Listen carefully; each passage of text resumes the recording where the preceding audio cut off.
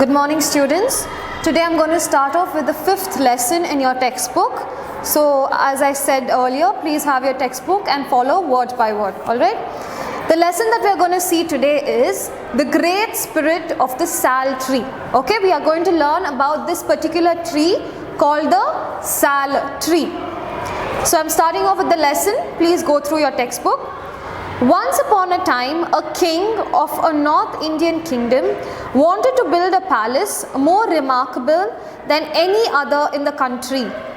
He could not make it richer, taller, stronger or more beautiful without great expense and trouble. So, he decided to make it special in another way by setting the whole palace upon a single wooden column, a column carved from one of the biggest trees in his kingdom. So in this lesson, once upon a time, a king of the North Indian kingdom. So he is from the north, alright.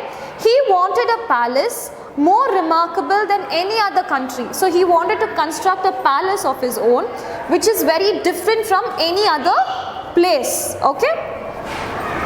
He could not make it richer, taller, stronger or more beautiful without expense and trouble. So in order to make it more extraordinary, to make it very different from any other country, he had to spend a lot of money, expense, rich, it had to have a rich look, taller look. So for all this he need to spend money, alright. So he decided to make it special in another way by setting the whole palace upon a single wooden column, a column carved from one of the biggest trees in his kingdom. So what did this king want to do? He wanted to make his palace look very differently, alright.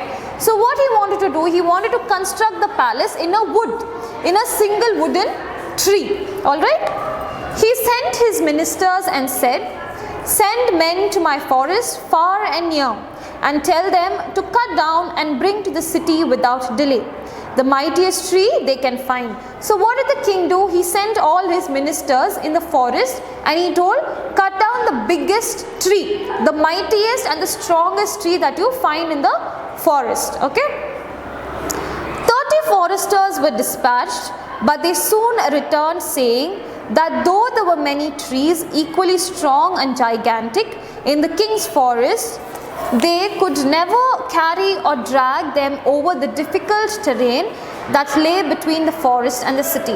So what did the ministers say? There were 30 foresters who went into the forest to look for the tree. So what did they come back and tell? They were like, even though we found huge big trees, but we could not get them back. We could not get to the palace because it is heavy, okay. The king heard this, but later he sent for the foresters again. By means of horses, one of these trees must be brought here.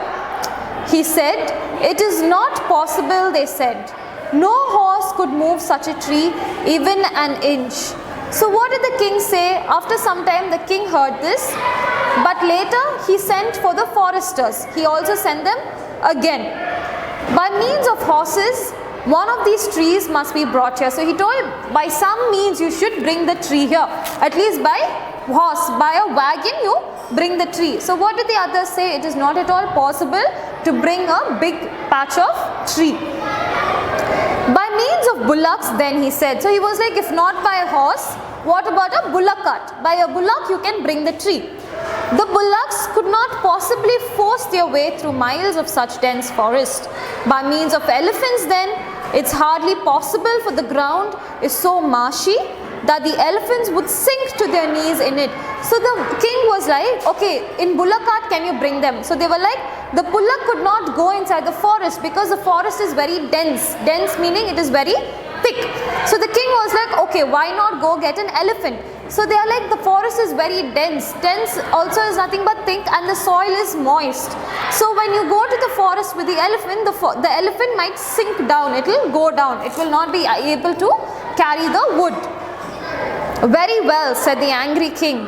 "If you cannot bring me such a tree from the forest, then you must find it within one of my village parks. Bring it here within a week." So the king was very upset because the ministers were saying, for whatever the king was saying, they said it is not possible. So the minister was like, okay, within the kingdom itself, within the park, bring the strongest tree. The foresters left and went directly to a splendid sal tree which grew not far from the place. It was worshipped by the people of many villages around because within it dwelt a tree spirit who gave the tree its great strength, size and beauty. So what did the ministers do? In the kingdom itself there was a huge sal tree.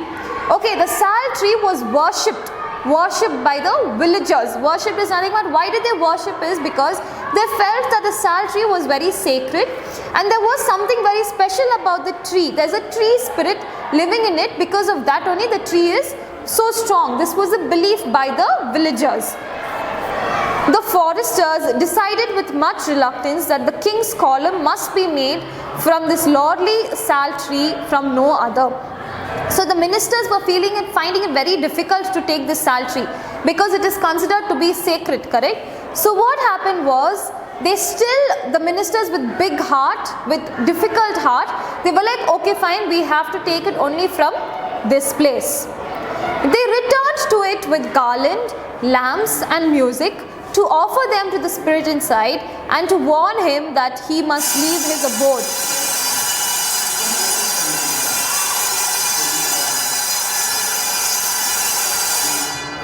They returned to it with garlands, lamps and music to offer them to the spirit inside and to warn him that he must leave his abode. For within 7 days it would be cut to the ground. So what did the ministers do? They went to the tree, they worshipped the tree, they prayed to the tree and they said that within these days that we will be cutting the tree, and they apologized. They were like, whatever spirit is there within the tree, let it leave within 7 days because it is going to be cut off. Alright? The tree heard and understood well enough what was about to happen. It remained quiet as a resting breeze blew for a few minutes. Then all the leaves began to whisper, and his topmost branches bowed, and the foresters went away satisfied that he had answered their plea. But this was what the leaves were whispering to each other.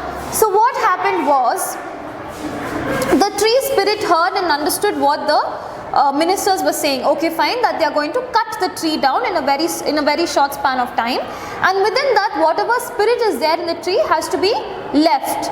Alright, so what happened was, the leaves of the tree, they whispered to each other and the topmost branch bowed down. Okay, so what did the foresters think? They thought that the tree has given the permission, the tree has accepted the offer. Okay, but that is not what they thought. The leaves had to whisper something different. Should the king's decision hold, not only shall we perish, we and our spirit for the sal spirit cannot exist anywhere else, but our fall will crush all the little sal trees that have sprung up and thrive under our protection. For ourselves we care not, but for the children's sake we wish that the king had not wished it so. So what the leaves were discussing is, now if they have to cut us down, if we have to cut this tree down, what will happen? The small little trees that are growing around the sal tree will also be destroyed. So that should not happen. Okay, the spirit within the tree thought, this must not be allowed. I must visit the king and persuade him. So the spirit within the sal tree thought that this shouldn't happen. Okay, so he wanted to go visit the king and persuade him. Persuade is request him not to cut down the tree. That night, while the king was asleep, a shining figure appeared to him in his dreams and spoke in a voice that was like a rustle. I am the spirit and the sal tree. O king, your foresters this day have told me of your decision to fell me. I have come to beg you to change your mind. So what happened that night? The spirit visited the king in his dream. Alright, and what did the spirit say? I am the spirit of the sal tree. I am the spirit of this sal tree. I belong to the sal tree. O king, your foresters this day have told me of your decision to fell me. Fell me is nothing but cut the tree. So they are saying, today your foresters came and they told me that they are going to cut down the tree. I have come to beg you to change your mind. So the spirit is saying, I have come here to beg you not to cut the tree but change your mind. No, I cannot, grumbled the king. Yours is the only tree in all my parks strong enough to support a palace building, and therefore I must have it. So the king is saying, definitely not. I will definitely not agree. I have to cut your tree because yours is the only tree that is the strongest in the entire park, and that I can only build from your tree a palace. So I will not do it. Consider, O king, for 1,000 years I have been worshipped by the people of many villages, and never has anything but good come out to them. The birds nest in me. I send a vast and lovely shade upon the grass beneath me. Against my trunk people rest, and wild creatures too. Glad of the coldness, the earth blesses me. So now what the Saltree spirit is saying, consider, he's like, please consider what I'm saying. For 1,000 years I have worshipped by the people. The tree is 1,000 years old. Okay, and he's saying that it has been worshipped by the people. People used to come and worship this tree, pray to this tree. The birds nest in me. I send a vast and lovely shade upon the grass beneath me. He's saying, I give place, I give shelter for the birds, and also I give shade to the people. Against my trunk people rest, and wild creatures too. He's like, even wild animals rest under my tree. The earth blesses me. So the tree is saying, the earth blesses me. All true enough, good tree spirit, spoke the king, but for all this I cannot spare you. I have made up my mind. So now the king is saying, it's all good, everything is good, but I have made up my mind. I have made up my mind to cut you down. So nothing can change that. This is what the king is telling the tree spirit. Then grant me one last request, said the tree spirit. So the tree spirit is saying, okay, then I have one last wish, one last request. Let me be felled in 3 parts. First my head with its crown of waving greenery. Next my middle with its 100 strong arms and hands. Last my base, which bears the heaviest, knottiest of my limbs upon it. So now the tree had a request. So anyways, you're going to cut me down. So the tree is like, cut me down in 3 parts. First part, he's saying that cut my head with its crown waving greenery. He's like, first cut my head with greenery, with leaves covered around. Next, my middle with its 100 strong arms. Next one is cut the middle part with its branches. Strong arms is nothing but branches. Last, my base, which bears the heaviest and the knottiest limbs upon it. Last is the root. Okay? This is a strange request, said the king. So the king is like, this is very weird. Who will have a wish like this? Never before did I hear of one who desired 3 times to suffer the death stroke. Why not endure the agony but once and have it over? So he's like, why do you want to go through so much pain? I will just give one cut and you will fall down. Why do you want me to cut you in 3 different parts and have so much of pain? It is like this, O king. Around me have grown up my family. Dozens of young sal tree have sprung from me and thrived in my generous shadow. Should you fell me with one mighty stroke, my weight would certainly crush all my children to death. But if 3 times I suffer the stroke and fall into 3 pieces, some of the little ones may escape. Is my prayer granted? So now how the tree spirit is justifying is that if you cut me in one stroke, I will fall down. And there are other small sal trees growing around the tree. So in that heavy, if it falls down, it might destroy the other trees. So that is the reason the tree spirit is saying, cut me into 3 parts so I will not damage the other children, other sal plants. Okay? Then he is asking, is my prayer granted? Are you going to grant my wish?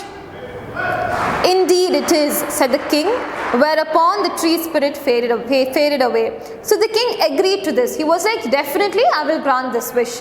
And immediately the tree spirit faded away. Okay.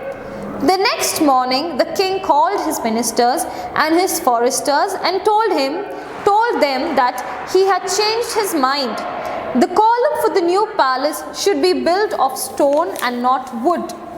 For, said he, within the sal tree dwells a spirit nobler than my own. And he told them of his vision, and they all marveled. So next day what happened? He called all the foresters who are going to cut down the tree. And he also told them that he has changed his mind, that he is not going to cut down the tree. Why? Because the tree has a true spirit in it, and it is a very noble spirit, that it takes care of others. So instead of building the palace with the wood, he will build the palace with the stone. And he also told his dream to everybody, his vision to everybody, and all of them were surprised. They were marveled. Marveled is nothing but surprised. Now you all have a small note about the Chipko movement.